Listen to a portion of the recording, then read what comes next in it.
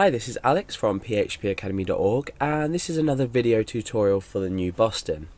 Now in this tutorial I'm going to be talking about global variables and using them inside functions. Now you may come across the problem that when you're predefining variables outside of your functions and you're trying to use them within your functions, you might find that you're not getting any sort of response from this. The variable will not, you won't be able to do anything with it. So let's use the example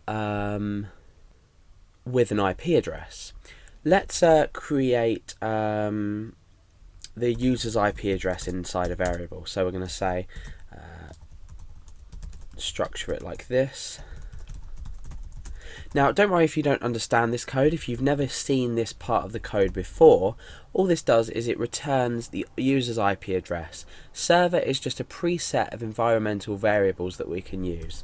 So let's just echo this out as it is, and then we'll see about creating a function that's going to do something with this IP address. What we're going to just be doing is echoing it out, but we're going to be doing that inside a function. So let's refresh. Now because I'm on my local host, local server, I'm working on my computer, my IP address is just 1.127.0.0.1, which is the standard notation for a local server. Now, what happens if I create a function down here? Let's say echo IP. And inside here I just want to echo out user IP. Now you can imagine in a normal program that you've created, however simple or complex it's going to be, wherever you echo this variable out or wherever you do something with this variable, for example we might say, let's say string equals your IP address is, and then we concatenate the user IP on the end of there. Let's just use this outside the function first of all. We can keep that in there because we're not going to call the function yet. Let's just use this outside of here and we can just echo that out. So let's have a look at what it says. So we've got your IP address is, and then it gives us the IP address. Let's just put a space there. Okay, so this works. You would expect it to work because you've referenced the variable here. Okay, so now what happens if we do this inside a function? So I've created the string, your IP address is, and then I'm going to echo out the string. So what you'd expect to happen is for the variable here to be put into here, so that will make up this string, and then we're echoing out the string. So let's refresh the page and see what happens.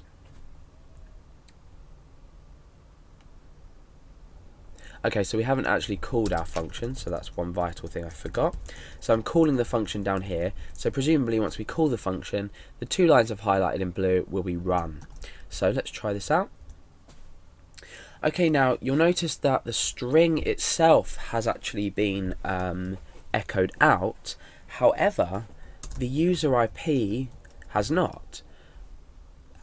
But for example, if we echo it out here, it still does exist. So we're still echoing out this variable still, holds a value. However, what's happening here is we're not being able to access it inside this function.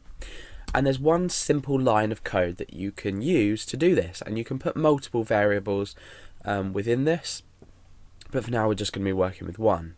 So all we need to do is specify the global keyword and then reference the variable number that we want to make global to this function. So global user IP. Now what will happen is this variable will be able to be picked up from out here, and then therefore it will be put into there. Let's refresh and you can see that it works.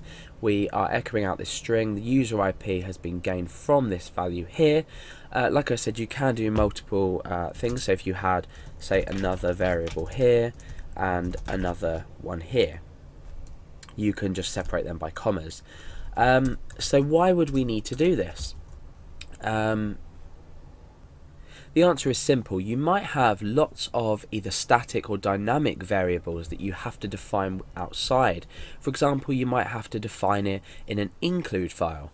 You might be including a different file that contains this user IP. So to be able to use it inside your function, you want to create it globally first inside your function, and then it will be able to be used. So for example, this IP address situation, we might want to define it somewhere else. We might not want to define it within our function, because you could in fact just define it inside and it would still, let's just put that right, it would still work. So we're still getting exactly the same result from this when we refresh. However, what happens if we want to use this user IP now outside the function? We're going to have to declare it again. So it's a waste of declaring a function inside the function and outside. So we tend to just use the notation that I've explained, and that will allow your outside a function variable to be used within.